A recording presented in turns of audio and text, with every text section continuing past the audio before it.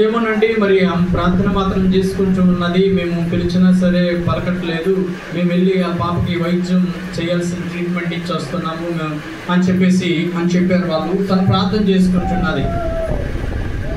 రాత్రి 8 అయింది, ప్రార్థన చేసుకుంటున్నది. డాక్టర్ గమనిస్తుంది. రాత్రి 11 అయింది, ప్రార్థన చేసుకుంటున్నది. రాత్రి 12 అయింది, ప్రార్థన చేసుకుంటున్నది.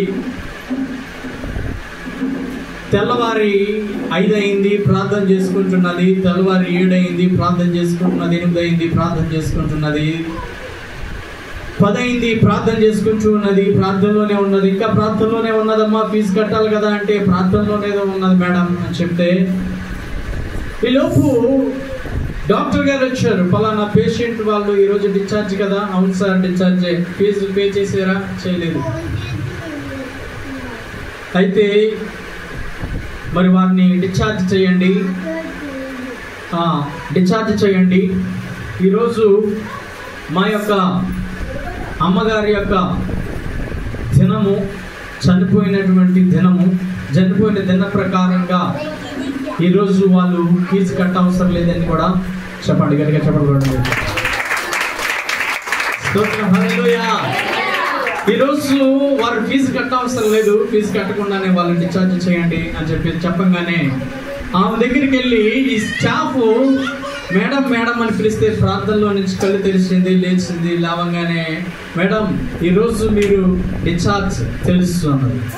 ఈరోజు మీరు ఫీజు కట్ట అవసరం లేదు అన్నది. తెలుసు అన్నది. దేవునికి స్తోత్రం. హల్లెలూయా. తెలుసు, నాకు, నేను కట్టక్కర్లేదు, నా దేవుడి కట్టాలి. స్తోత్రం. ప్రార్థన నుంచి లేచింది, సంతోషంగా అక్కడి నుంచి తన బిడ్డను తీసుకొని వెళ్ళిపోయింది. దేవునికి నీ ప్రార్థన శక్తి ఎంత బలమైనదో నీకు తెలియదు. నువ్వు ఇంకా క్యాలిక్యులేషన్ చేసుకోలేదు ఎప్పుడు కూడా. ఏదో పాస్టర్ గారు చెప్తున్నారు, చర్చ్కి వస్తున్నాను, వెళ్తున్నాను, ప్రార్థన చేసుకుంటున్నాను, చిన్న సమస్య వస్తే ప్రార్థన చేస్తున్నాను, సంతోషంగా ఉంటే ప్రార్థన చేయదు. ఒక మాట మళ్ళీ మనమాట అండి, నీకు ఒంట్లో బాగోలేదు, ఏం చేస్తావు? ప్రార్థన చేస్తావు. కానీ నీ ఒంట్లో అంతా బాగోని అనారోగ్యంగా ఉండి మీ ఇంట్లో ఫంక్షన్ జరుగుతుంది, ఇంటింటో చుట్టాలు ఉన్నారు, ఆ రోజు ప్రార్థన చేస్తావా? ఆ రోజు రాత్రి ప్రార్థన చేస్తావా? స్కిప్ చేస్తావు. ప్రార్థన ఏం చేస్తావు? స్కిప్ చేస్తావు. రేపు పోస్ట్ పోన్ చేస్తావు, వాయిదా వేస్తావు. రేపు అయితే చుట్టాలందరూ వెళ్ళిపోతారు, ఖాళీగా ఉంటుంది, చక్కగా ఇంట్లో ప్రార్థన చేసుకుంటాను, ఈ చుట్టాలందరూ ఉంటుండగా నేను ప్రార్థన అంతా చేసుకుంటాను అని నేను అందరిని అదే చేస్తున్నావు. మిస్టేక్.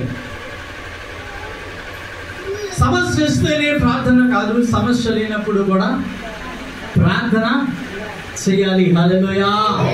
హల్లెలూయా. నీ దేవుడు గొప్పవాడు కాబట్టి నీ దేవుని ముందు నువ్వు సరెండర్ అవ్వాలి.